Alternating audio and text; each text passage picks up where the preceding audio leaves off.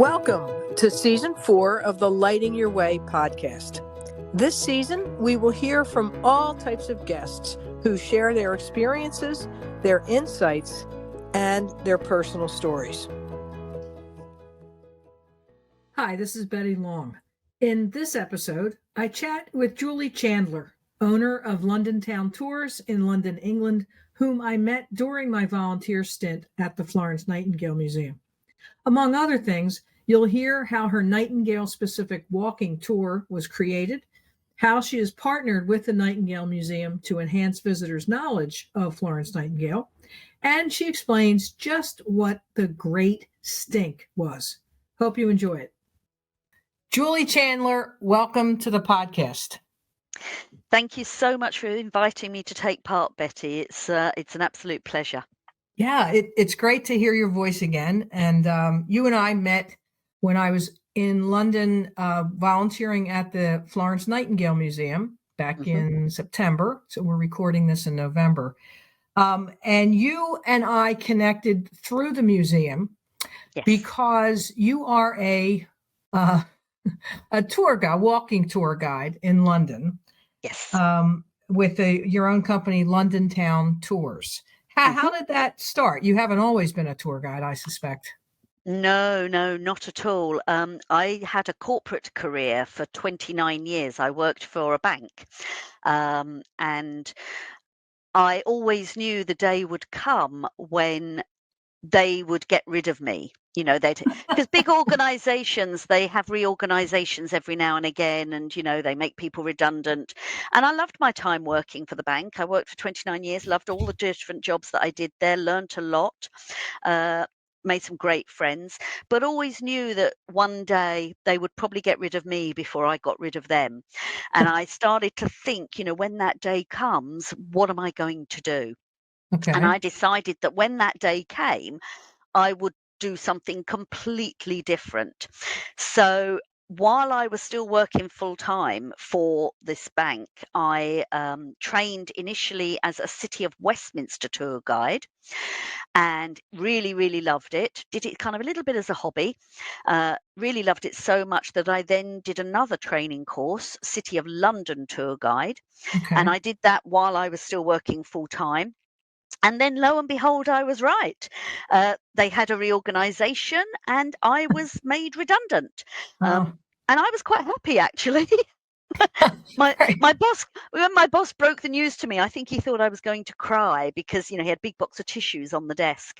And I was like, not a problem. I know exactly what I'm going to do with my life when I leave. So he was, I kind of took the money and ran, as they say. Okay. Took the money and ran. And I trained then. I got myself a little part-time job in a museum, in the Museum of London.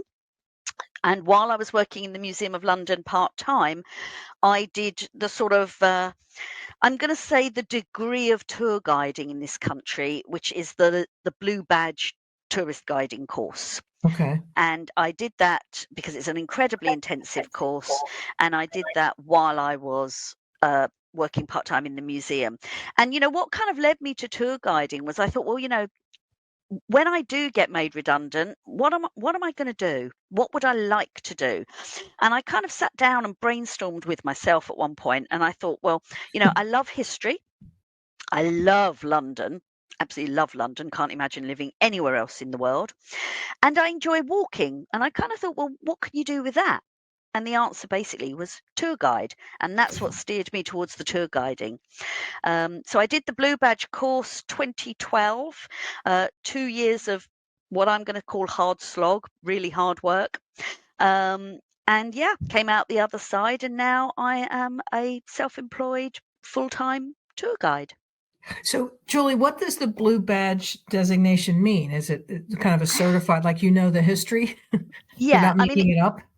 Yes, exactly. Yes, heaven forbid we make it up.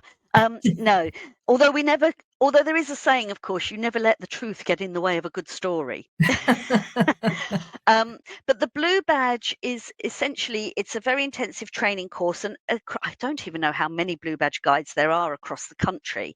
But it's kind of like, it shows that we've gone through a professional training course, not just for knowledge, but also for skills.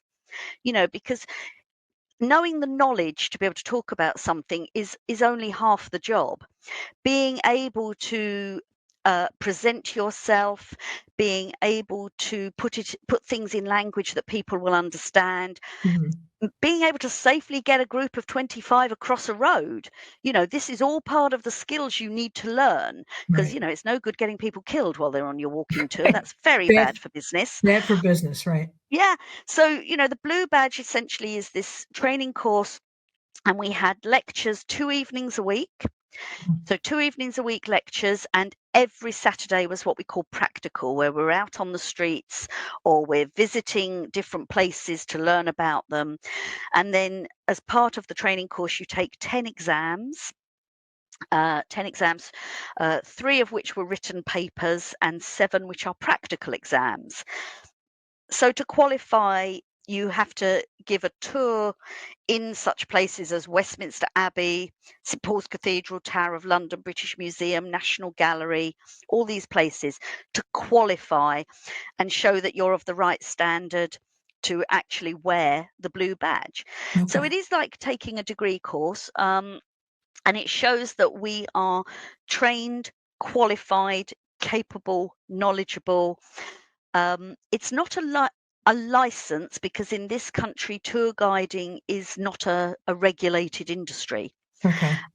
But it separates you from people who just set themselves up as tour guides and maybe don't have things like the relevant insurance. I Okay. have public liability insurance to Okay. cover me if there's, God forbid, ever an accident or a problem. Okay. Which a lot of tour guides, if they're not qualified, they don't have these kind of things. Right. And we're just trained formally, and it's great. There's thousands of us across the country where we train by area. So I'm a London Blue Badge tour guide, and that qualifies me to guide in London and in what we call the out of town places. So a lot of people come to London on holiday from overseas, and they might only be here for a week. But while they're here, yes, they want to do the Tower of London and see Big Ben and the changing Right. of the guard at Buckingham Palace. But they also want to go and see Stonehenge, or go to Okay. Oxford, or go to Stratford upon Avon, Okay. William Shakespeare's hometown. And as a London tour guide, those are perfectly feasible to do as a day trip. Okay. So I'm also qualified to go to many of those places and formally guide in places like Stratford upon Avon, Oxford, Bath, Stonehenge, Salisbury, Canterbury, Okay. so that I can do those day trips as well. Yeah. Who's when you say you're not licensed, but who's giving the Blue Badge designation? Is it the government or who? No, that's a very good question. There's an organisation called the Institute of Tourist Guiding. Okay. And the Institute of Tourist Guiding, they set the course curriculums, they set the examination papers, they run the exams, and they award the Blue Badge once you pass the exams. And the Okay. Blue Badge is owned by them. And we have a code of conduct. So I suppose the Institute of Tourist Guiding, it's our professional body. Okay. There are other professional bodies in the tour guiding world. I'm a member of the Institute of Tourist Guiding because they awarded me my badge. They were Okay. my qualification Okay. body, if you like. But I then am a member of the British Guild of Tourist Guides. Okay. And the British Guild of Tourist Guides is an organisation of Blue Badge tourist guides across the country who act as um, it's not really a trade union. It's more like a trade association. Okay. I'm going Yeah. to call it like a trade association, not a Right. union, not a trade Okay. union, but a trade association. So it's a community where they will pass work to us if they get inquiries. They will Okay. pass work. We can go to them for help and support. They will deliver the training courses. Okay.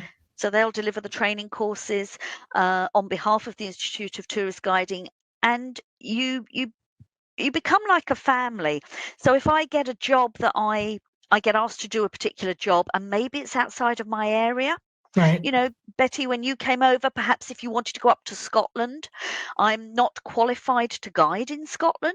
Okay. So I could, through my contacts at the Guild of Tourist Guides, British Guild of Tourist Guides, I could sort of find you a qualified Scottish blue Oh, badge I tourist get guide. it. Okay. Yeah. So, you know, we pass work on to each other, which is outside our area of guiding qualification or outside of area of expertise. Well, speaking of area of expertise, that's a great intro to how you and I met, which was to go on the walking tour of Florence Nightingale's London. So Yes. I'm going to imagine that there aren't too many blue badge guides that have expertise in Florence Nightingale. Am I right? Yes, probably.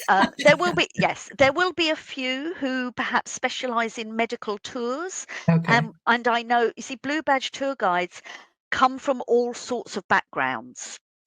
You know, we have people from all walks of life who have qualified as blue badge tour guides. So we have solicitors, architects, Okay. nurses, doctors, actors, people like me who worked in corporate environments. Okay. You know, j- and some people who've come straight out of university, or this is what they want to do at a very young age. You know, Okay. I came into it as a second career, and a lot of Right. people do it as a second Yeah. career. But there's a lot these days who are doing it as a first career, which is really great to get Yeah. sort of younger people into the industry as well. You know, that Yeah. energy that we need. So yeah, you know, there are people from all walks of life. So there will be, and I know a few what I would call guides who specialize in medical matters because they've got a medical background, or they're just interested in it. But in terms of actually Florence Nightingale, in that sense, I'm going to put my neck on the line here and say I'm the only blue badge guide who Yeah. does Florence Nightingale that I'm aware of as just Florence Nightingale walking Yeah. tours and So, nothing so else. how did that develop? Like to develop the walking tour, and I mean, let's talk about the tour, and then let's talk about the book that you developed during the COVID lockdown. Sure. Well, they kind of link, to be fair, the tour and the book, because Okay. um, for the walking tour, I have to go back to 2019. And David Green, the director of the Florence Nightingale Museum, I knew him through something else. And he knew me as a tour guide. And in 2019, he approached me and said, well, Florence Nightingale's 200th anniversary, her bicentenary, is in Oh, 2020. right.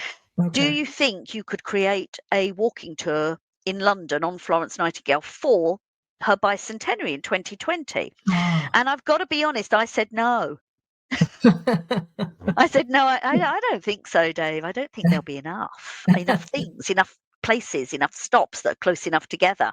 And Okay. David, being David, sort of looked at me and said, well, could you have a look at it and just see? And if you can't, you can't.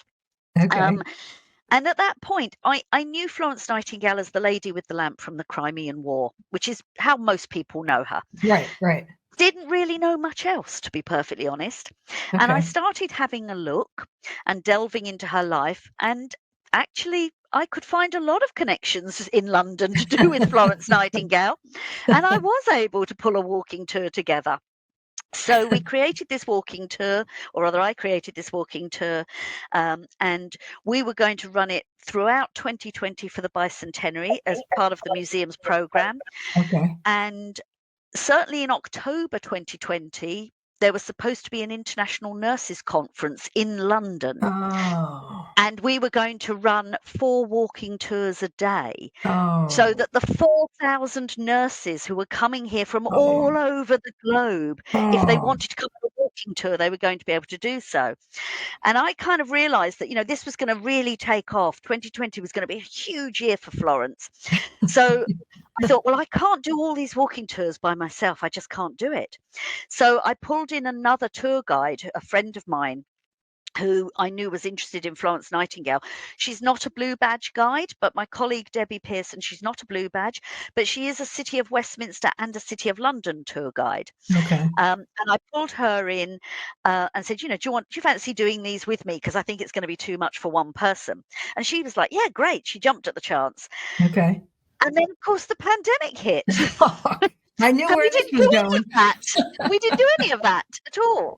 Uh, Um, Yeah, not at all. So that's how it kind of started. And then as soon as we could in the pandemic, when we were allowed out after the lockdown, and we had in this country something when we were first allowed out, we had something called the rule of six. Okay. And the rule of six meant you could only meet in a group of 6 people outdoors for a walk. Oh, And that's when we were starting to ease the initial really severe lockdown restrictions. You okay. couldn't meet indoors, you could meet outdoors, but only a maximum of 6 people together. Hmm. And it was to stop there being big crowds. So we started doing the walking tours in the late summer, I think really of 2020. Me and 5 people to to be able to comply with the legal requirement of rule of six. Wow. And you'll love this because at the time you also had to have a 2 meter distance. Oh, We had to geez. keep your safe distance from people. So Wow. even if you were outdoors, you could be outdoors with other people, but you had to keep a distance, a Wow. particular distance. So Debbie and I one day, prior to starting the first walks when we were allowed out, we went out and we walked the route of the Florence Nightingale's London walking tour with a tape measure Okay. and some counters from a board game. And at every stop along the route, we put counters down and measured the distance to work out if where we were planning to stop, we could safely have 6 people who were far Wow. enough apart but would Wow. fit in the space and on the pavement. Wow. We must have looked so peculiar to other people that day because we had a tape measure and these counters. I think the counters were from Cluedo or something. I can't remember. And we were just putting them on the ground and measuring with a tape measure. Yeah, we can get. Oh, we can't get 6 people on this street corner. We'll have to find somewhere else to stand. We were doing that kind of thing. It was just hilarious. We had a lot of fun. Tried to work it out. Yeah. So the result of that exercise, I guess, and also was the book, right? Florence Nightingale's London. Well, it was because we'd started doing some of these walks when we were initially allowed out late summer 2020. And then, of course, things went horribly wrong again, and we were all locked indoors again. We had another severe lockdown in the Right. winter of 2020 to 2021. And at that point, Debbie and I had a chat one day, a little video chat. Um, and it was actually Debbie's idea. She said, well, why don't we try writing a book? And I must admit, me, ever the pessimist, I sort of said, "Oh, really? Do you think we've got enough material for a book?" Oh, Um, Julie, I famous last know, words. I know. And so we started having a look, and we did have enough material, and we started doing our research. We split things into, we decided who was doing what, and by the time we'd kind of almost finished, we had over 175 locations Wow. in Wow. London Yikes. connected to Florence Nightingale, Oh my of God. which we put just over 100 in the book. Wow. And that's mainly because some of them were a little bit tenuous, I've got to be honest, and some we sort of thought weren't really good enough to make the grade. And being very naive, we thought, if we write this book, and the Florence Nightingale's London book is, I always describe it as part guidebook for walking around London and part biography. Okay. Because essentially its proper title is Florence Nightingale's London, an A to Z of the Lady with the Lamp. Okay. So Right. the places all are in alphabetical order, and there's an introductory chapter. There's some suggested walking routes with maps. We did a section on Florence in the Crimean War with her going out to the Crimea and the nurses, her original 38 nurses she took with her in 1854. We then decided there were lots of locations in the rest of the UK that, although the book was about Florence's London, we felt we couldn't leave them out. Mm-hmm. So we put in a section on Florence in the UK Okay. so that we could include places such as her family home in Hampshire, Embley Park, the other family home in Derbyshire, Lea Hurst, and various places in between, her going up to her connections with Scotland and Liverpool and all these other places. And then we also ended up putting a chapter in on Florence overseas, Oh, so that we could bring in connections overseas. So because we felt we had to put in Turkey and Istanbul, oh, right. Okay. Constantinople, as it was at the time when she went there in the Crimean War. And we felt we had to put in places such as Australia, where Florence actually sent nurses to Australia, and Canada, where she sent nurses to Canada, and Okay. India, where she corresponded with Indian officials for years about health and sanitation, and of course the good old USA as well, because you've got a number of connections to Florence in the USA. So we Yes. included these in a chapter. And we were very, very fortunate. Uh, we very naively thought we would get a publisher, sort of just like that, at the drop of Hmm. a hat, completely forgetting that the world and his wife in lockdown were also writing books. So we didn't manage to get a publisher, and we decided to self-publish. Okay. Uh, and we were very fortunate because right from the beginning of writing the book, David Green and the Florence Nightingale Museum were incredibly supportive. Okay. David gave us access to the museum's archive. He allowed us to use images from their museum collection without paying for the usage, which Okay. saved us a fortune, quite frankly. He even threw us a launch party, and introduced us to a printer and a designer who do their guidebooks and things Oh, like great. that, Oh, that's so that great. we were very fortunate, and we self-published. And of course, they stock the book, obviously. Of course. Of course. As a tour guide, because there's two questions. One, do you have a favorite tour that you like to give? And the follow up is, so as a Londoner, what is your favorite place to go? Oh gosh. As a tour guide, okay, it's really hard to narrow it down, but I am going to say, as a tour guide, my favorite place in London to take people is the Tower of London. Okay. And it's the Tower of London because it's an 11th century castle, and Okay. it's in London. And, when you see the films where you've got knights fighting each other with swords and rescuing damsels in distress, and, all those old Robin Hood movies, you Okay. know, the Tower of London looks as you think a castle should look in the Okay. films. Okay. And it's in London, and it's got some great history. It's not just the fact that it's a medieval 11th century castle. It's very famous for Henry VIII and executions, and where he had two of his 6 wives executed. It's got ghost stories, it's got other executions, it's got torture chambers, and of course it's got the crown jewels. Next Ah, year, next May, we're having a coronation for King Charles III. And don't go to the Tower of London if you want to see the crown jewels in early May next year, because they won't be there. They will oh, be waiting for the coronation, getting polished and on display when he is crowned in Westminster Abbey okay. next year. Okay. You know, so it has the crown jewels, and it has the beefeaters, the yeoman warders, who are the official guardians of the Tower of London. And so I love the Tower of London. It's a great place to take people.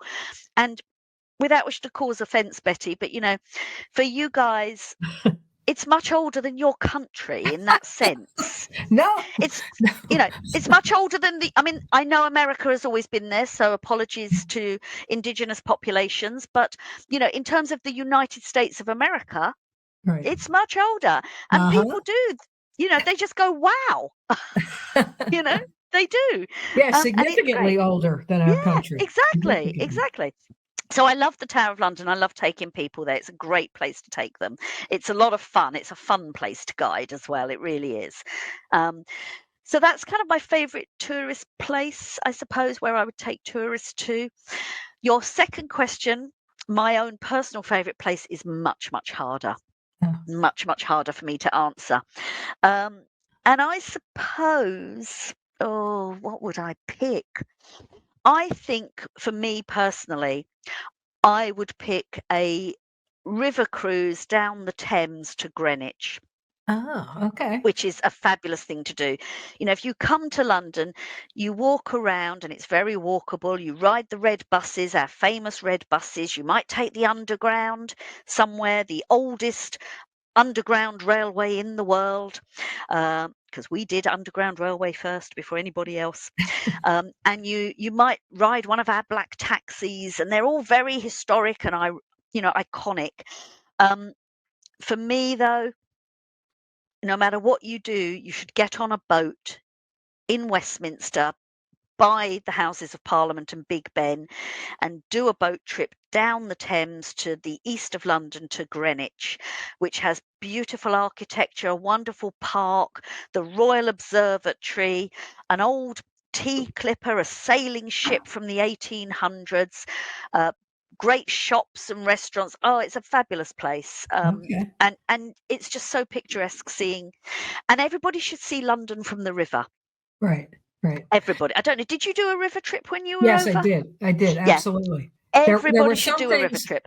There were some things I couldn't get to because of the Yeah. Queen's death, but I Oh, did of get course. the water tour. Yeah. So speaking of the River Thames, I wanted to ask you, because I think this is really a great, as only England can describe it. There's a period, I guess, or something called the Great Stink. Yeah. Can you describe that? Of course I can. It was 1858, and essentially at that point we did not have a proper sewer system in London. Okay, no sewer system as you think of today. So all our wastewater, from drinking, from washing, from cooking, from going to the toilet, from industrial waste, all that wastewater was running down through open sewers in the streets Oh, into the River Thames. Okay. Yeah. I mean, for Americans, think of Wild West towns, with the horse poo in the streets and all that kind of thing. This is 1858 London. It's that kind of picture. Okay. So all our wastewater going down through open sewers, ending up in the River Thames. Now, the River Thames, certainly in London, is a tidal river. So the tide comes in and out twice a day. So that takes all the effluence, in theory, out of London when the tide goes out. Okay. But when the tide turns and the tide comes back in, it brings a lot of it back in 1858. And we're just adding to the pollution. And the River Thames in 1858 was absolutely filthy. It was essentially London's toilet. This is what it was. Okay. Really, really dreadful. And it stank. It literally stank. And people were getting very sick because we kept having outbreaks of cholera in London because of the filthy, polluted water. You were drawing your drinking water from the River Thames, and then your wastewater was going back in, and you're drawing your drinking water from the Thames. Not a good scene. Not a good scene. So people are getting sick. And the River Thames stank. And 1858, we had one of those long, hot, dry summers. And it really did stink completely. And everybody knew there was a problem. They knew the river stank. They didn't realise it was the cause of cholera. Okay. Although we had lots of cholera outbreaks, people didn't believe in germ theory back then. They believed in the miasma theory, that illnesses were caused by bad smells. And so because the River Thames stank, they believed it was causing the disease. Well, they were right, but for the wrong reason. Okay, right. Because they didn't believe in germ theory. And it got to the stage where the politicians in the Houses of Parliament, because the Houses of Parliament sits on the banks of the River Thames in central London. And it got so bad that they were talking of closing down Parliament and moving the members of Parliament, our politicians, out of London because the smell was so bad. And at that point, when the politicians were being affected, they went to the Commissioner of Works at the time, a gentleman called Joseph Bazalgette, and they asked him to do something about it. And he came up with a scheme to put a proper sewer system under London streets. And that's what he basically did. He built a sewer system under London streets. And it's very technical and very complicated, so I'll shorten it because it's a long story. I do a whole walking tour on the Great Stink, by the way, if you're ever interested and ever over that's again. Perfect. Oh, yeah. Perfect. I do a whole walking tour on the Great Stink. And he basically put the sewer system under London streets, digging up all the roads so that instead of the dirty water all going into the Thames, it would come down under the ground through pipes into two huge, great big pipes that sat either side of the River Thames. And the water in those great big pipes would go out to the east to pumping stations, purifying stations, Okay. where the waste would be separated from the water would be put back in the Thames, and the waste would be taken away and dealt with some other way. Wow. And so he did that, and it essentially cleaned up the River Thames. We had fish back in it again, and after he put the sewer system in London, Bazalgette, we never had another outbreak of cholera again. Oh, wow. Wow. Not one. Yeah. And yet I've never heard of this gentleman's name. Bazalgette? Well, exactly, Bazalgette. It is a French name. His lineage is from France, but he was British. And for me, he's the greatest Victorian engineer in this country. Victorian being the period of the 1800s when Queen Victoria was on the throne. Yeah. See, there's my tour guiding coming. You always There you explain go. things. And he was just wonderful. We have a lot of engineers because we did a lot of invention in the 1800s. And most British people, if you ask them who's the greatest Victorian engineer, they will say Isambard Kingdom Brunel. And he was a great engineer. He built great big sailing ships, and he built bridges, and he built railways. What I like to call big, sexy stuff Okay. is what he built. And poor old Bazalgette, what did he do? He built sewers. Sewers. But for me, he's the greatest Victorian engineer because not only did he clean up the River Thames, he saved thousands of Londoners' lives because we never had another outbreak of cholera. Yeah, that's pretty impressive, Julie. Yeah. Jeez. I think so. He's my absolute hero. Apart from Florence Nightingale, of course. Okay, I was just going to say, yeah, come on. So, Yeah. Julie, I love talking with you. I think it's you're a walking encyclopedia. How do folks coming to London get in touch with you? Well, I do have a website, which is www.londontowntours, either .co.uk or .london. Okay. But my website, although it talks about walks, because I do walking tours, I do talks, I give lectures as well, and also obviously I do my tourist work. So it's got all of that on my website, but I can't list everything on the website. Okay. So through the website, if you were to click on the contact me part, you would be able to email me directly, and my business email address is jchandler@londontowntours.london. So Perfect. if people emailed, if they didn't see what they wanted on the website, I always say email me because there's far more to it than is on the website, and I can give, personal advice as well, that sort of thing. Wonderful. So, yeah. I wish that I could continue to talk with you, but our time is up. Thank you so much for joining me. My pleasure. My absolute pleasure, Betty. It's just so nice to talk to you again. And it was just wonderful to meet you when you came over to London. It really was. Thank you, Julie. All right. We're going to sign off. Have a good day. And you take care. Bye-bye. Bye-bye. Thank you for joining us this week. You can find the Lighting Your Way podcast on Apple Podcasts, Google, YouTube, Spotify, and Stitcher. If you liked what you heard, tell a friend and leave us a review. You can learn all about Guardian Nurses Healthcare Advocates on our website, guardiannurses.com. So until next time, find some joy in your life, pet all the good doggies and kitties, and remember to tell your people that you love them. Take care.